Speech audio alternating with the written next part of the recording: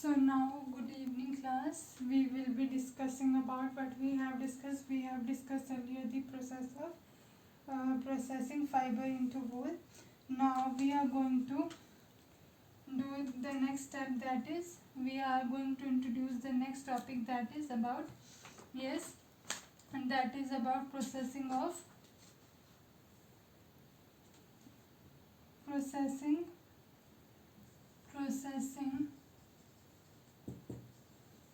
cocoon to silk.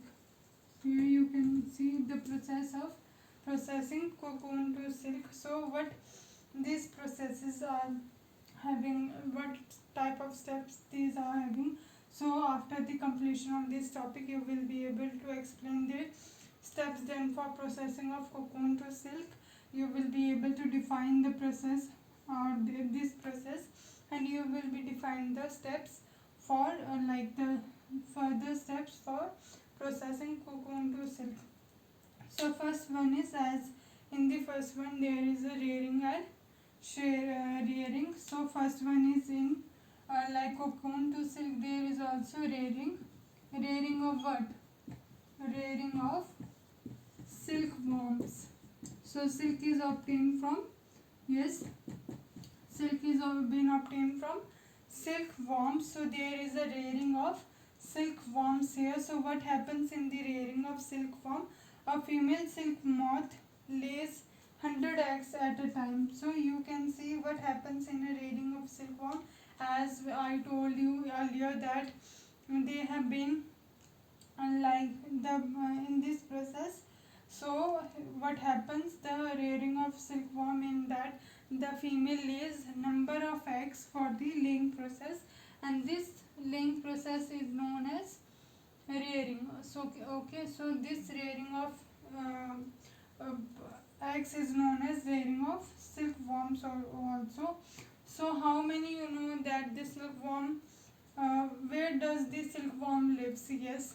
So how many of you know that from where the silk comes, and to which habitat the silkworm lives? So the silkworm lives in a mulberry tree. You can say the mulberry tree. Silkworm lives there, and there is a house for them. The silkworm always lives, not always, but most of the time it lives there only. And you have to like for example, after that you can see that the rearing process is done. So in this process what happens, the female is going to lay the egg, and it's going to lay the eggs. Now what happens whenever there is a female, then introduction of male gametes is also there. So male is getting attracted towards the female, and then there is a production of eggs, and then these eggs are like wrapped, or like they are arranged in a strip like structure, strips, paper strips. Like these eggs are placed like this, and then these cloth or the paper like structure are sold to the farmers. So these are wrapped around or placed, these are placed at a particular temperature, and these are placed at a temperature so that it cannot be so it cannot harm the egg also, and then it get converts into the silkworm or the other processes also. So the eggs are being deposited on the paper as to conserve the eggs or the quality eggs. And after that, whenever there is a farmer who comes for the, like for example, who comes for the farming, or who comes for the purpose of purchasing the silkworm eggs, female silkworm eggs, so it will be easier them to rear the farming process, to rear the silkworms also. So now you have to explain about the first step that I told you about the rearing process. Yes, you will be explaining about it. So now the next is how to rear the worms. So as I told you, that are been like for example they are being placed over a cloth or a paper, so a paper strip, so as to conserve them.